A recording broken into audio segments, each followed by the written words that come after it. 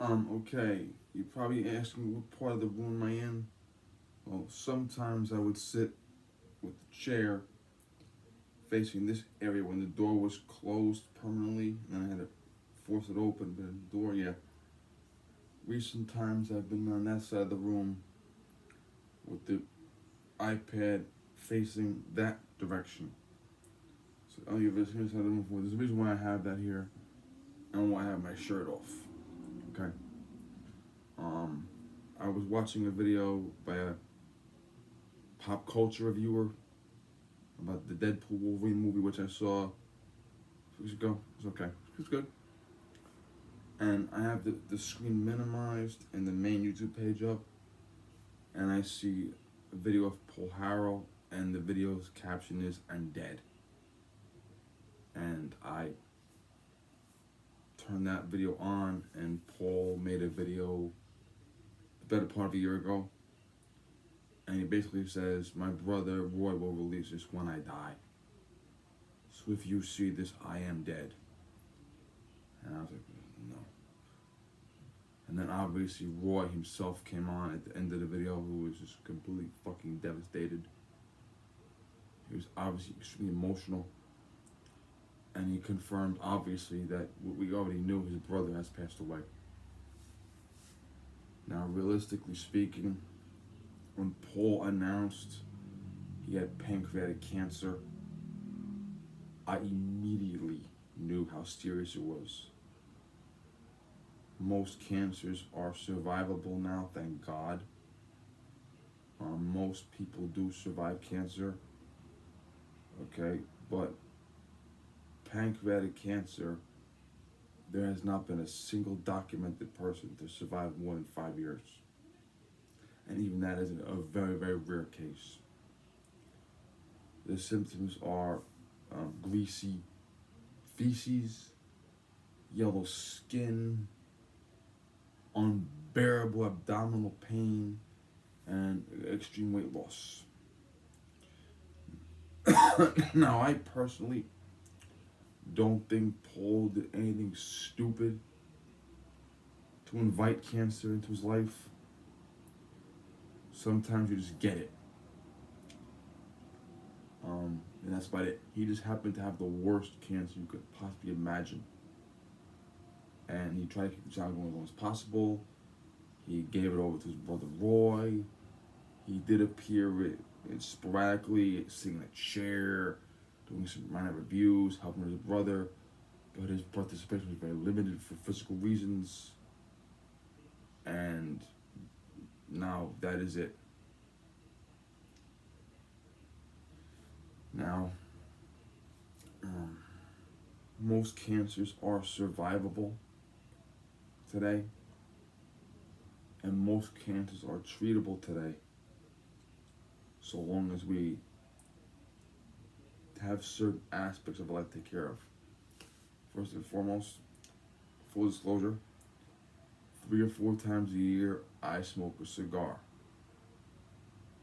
But I'm not gonna lie to you and say it's 100% healthy, because it's not.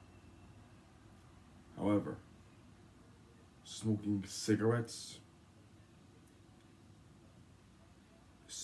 have stuff. Cigarettes are a million times worse than cigars because of the content. Also, someone might smoke a cigar once every 3 or 4 months. Guys that smoke cigarettes, for the most part, smoke 20 a day. The best way to not get cancer is to not smoke cigarettes. And if you do smoke cigarettes, to stop. My mother smoked up until 1999. My cousin was born the day she stopped smoking. May 17th, 1999. And she's been healthy. She's free of any problems. My father quit several years before that. I think it was 87 or 88. But he's older. He smoked longer. My father was older than my mother. But not smoking cigarettes or stopping smoking cigarettes is probably the best thing you can do to prevent cancer. Now, some people may have a history in their family. Your relatives may have a higher blah blah blah of this cancer, that cancer, and your doctor may tell you that the average person needs to take this test at age 50. You gotta take it at age 40. The average person needs this test every 5 years. You need it every 2 years. Excuse me. Um, and based on your personal problems, I advise you to do that.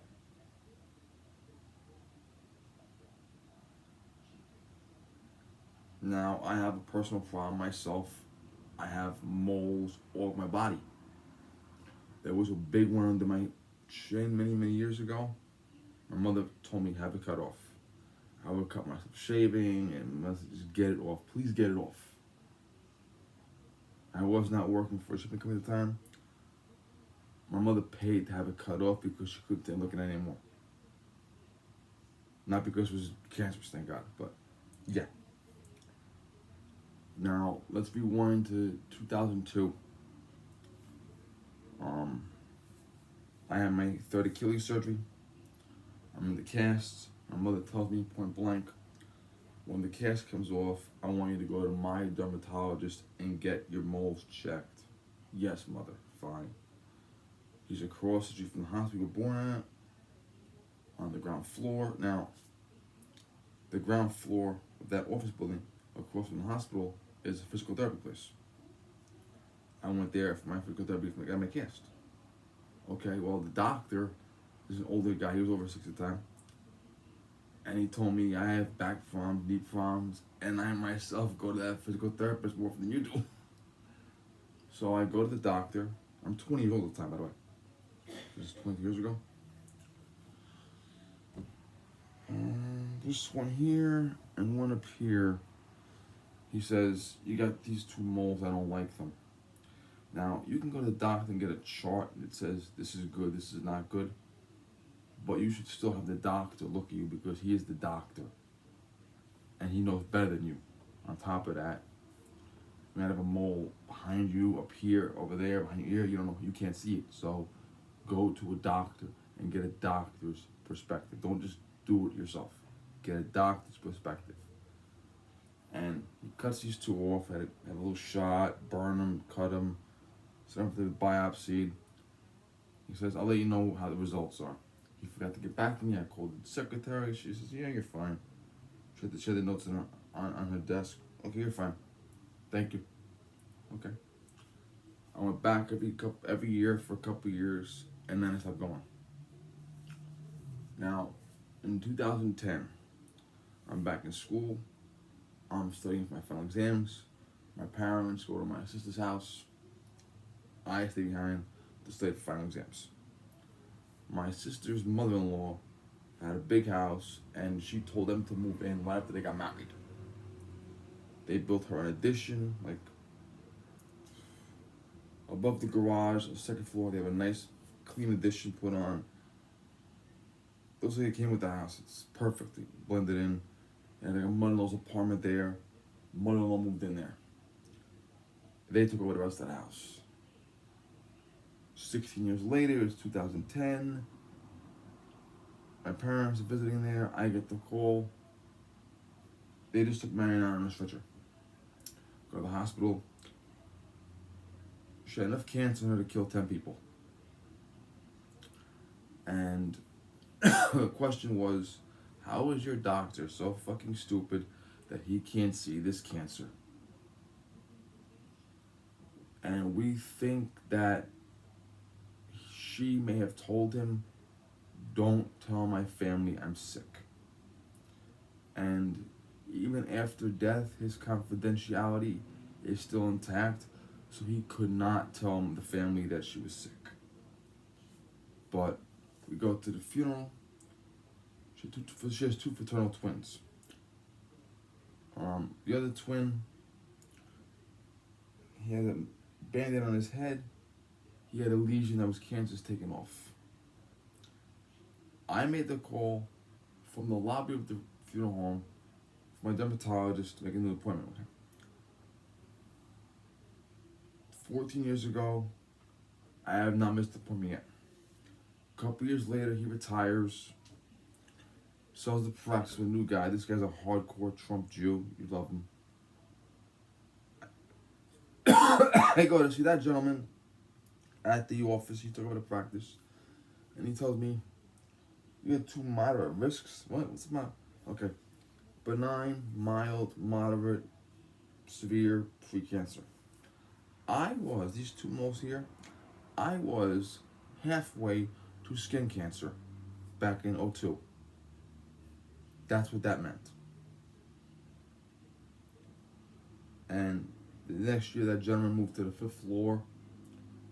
I had a much bigger office. He had more doctors, more physician assistants, nurses. He has like 6 practices within Westchester and Bronx. Just cold. Yes, I'm fine. Okay? And I go to him every year, and I had to get him one of his colleagues. A couple of times I had the physician assistant. One guy was there, he left the practice, young guy. He bought a PVC patch with him, Jesse. He had to take a mole off here. It was mild risk, but I said, get it off. And it does get a little embarrassing, I'm not gonna lie. One time I had to tell Jesse, I asked him on my nutsack. Okay, let me see. I had to pull out my fucking underwear and he didn't touch him, thank God, but I had to hold my fucking nuts and he had to look at my nutsack. And that might be uncomfortable, but if your nutsack gets cancer, now you're fucked up. Okay, and when I go there and lock myself in the room, you have the nurse, the physician assistant, the girl, and a lot of those girls are like 10 years older than me now. And they write the little report, oh, you're here last year, we do for blah, blah, blah, blah. And then they type in the computer. I tell them, listen, I'm here for body scan. I'm going to take my clothes off now, okay? I always want to warn them because if I want to be a Supreme Court justice in 50 years, I don't, you know what I mean? So you got to make sure they don't pepper spray you or, so you always got to tell the nurse or the PA, I'm going to take my clothes off now. And this past year and a couple years earlier, the nurse said to me, you want a gown? I said, why? You're going to look at you're looking at my body. Why am I going to cover my gown? You're looking at my body, okay? And they basically got to look at your entire fucking body, your ass, your legs, your back of your head. I had the female doctor one time, who was a total fucking little, by the way. I had her one time, and she's like, okay, let me spit your ass cheeks, let me see your nutsack, lift your jewelry up. I mean, and it gets a little embarrassing. But if that's what you have to do to prevent cancer, then you gotta do it. And like I said a minute ago, I don't think Paul Harrell was reckless. I don't think Paul Harrell did anything stupid. I think he just happened to get the worst cancer in the world, which was not survivable. But most cancers are, and for those cancers that are survivable, this is what we have to go through. Okay, women, you have to get your breasts taken care of. Yes, you do. I'll get to you guys in a minute.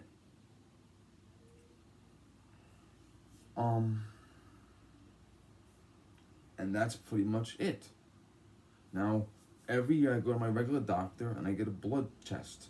Now, a blood test can determine cancer because when you have the blood work done, the cancer will appear in the blood work.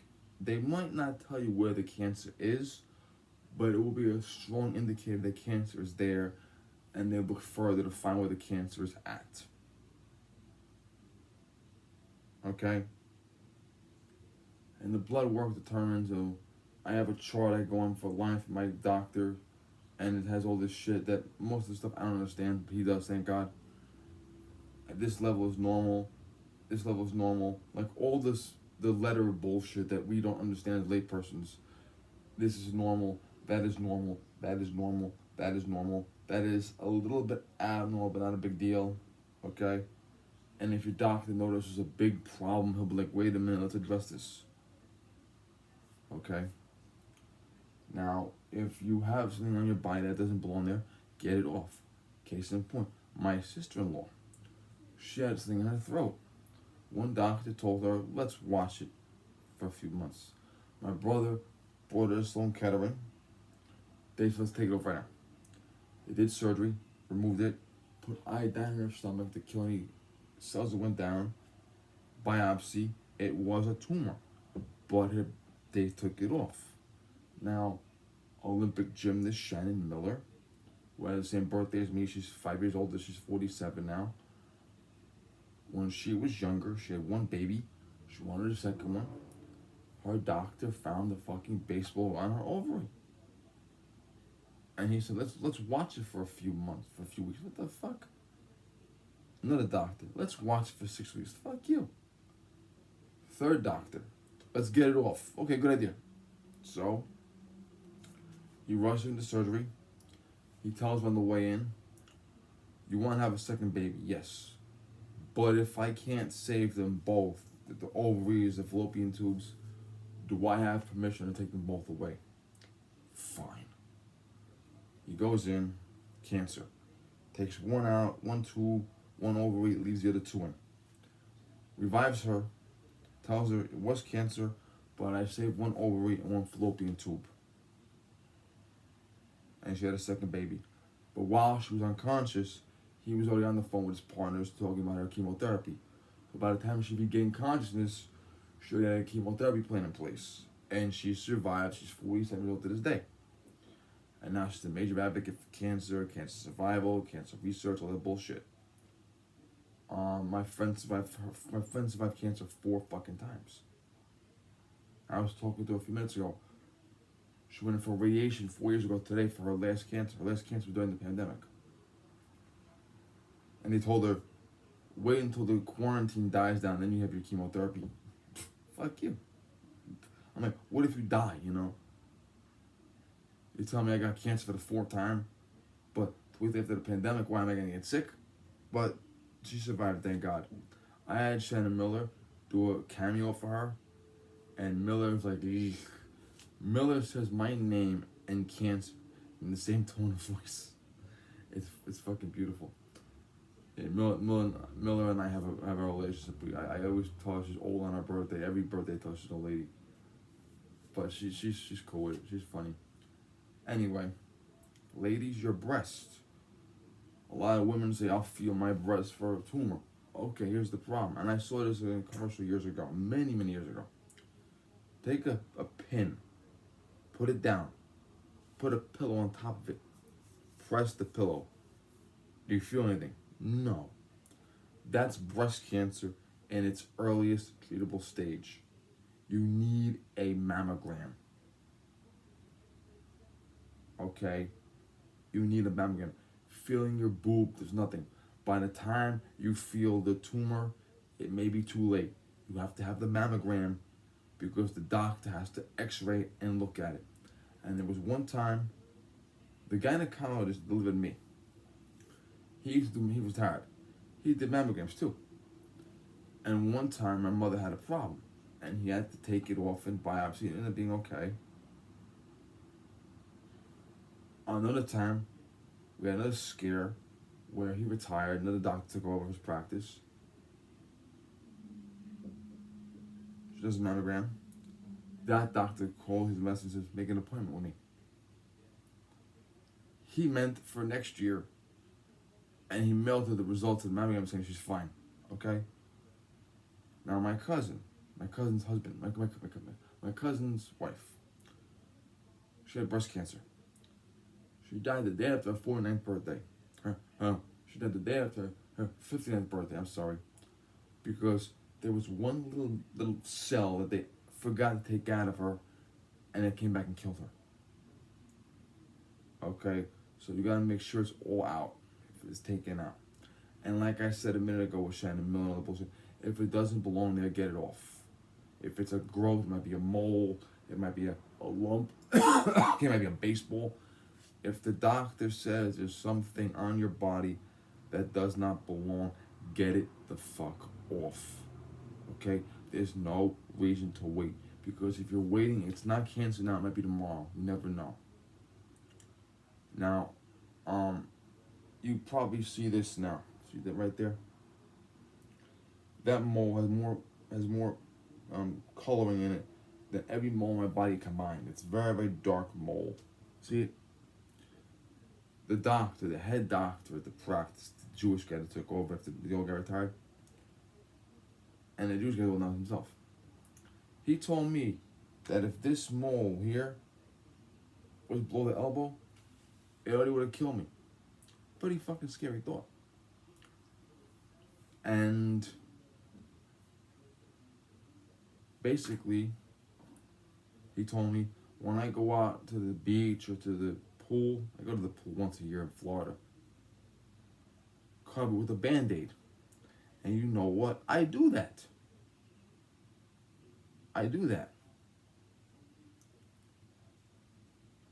Because I don't want to take a fucking chance.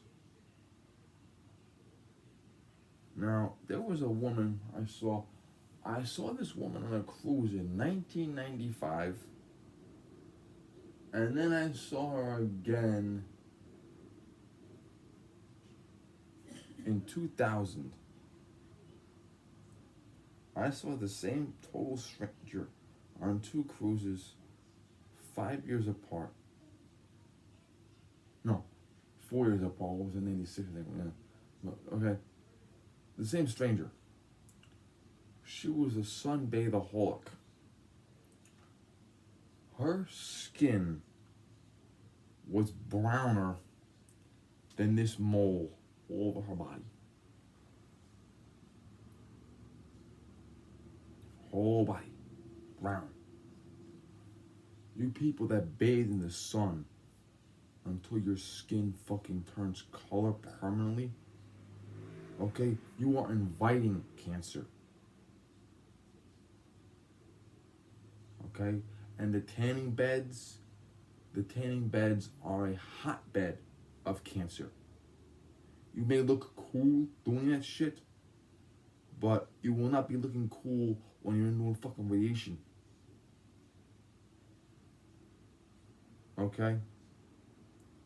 Now, Roy says he has no idea when he's going to be able to put out content again. Okay. He has a very serious issue to deal with right now. Okay, he has to take care of the well-being of his sister-in-law.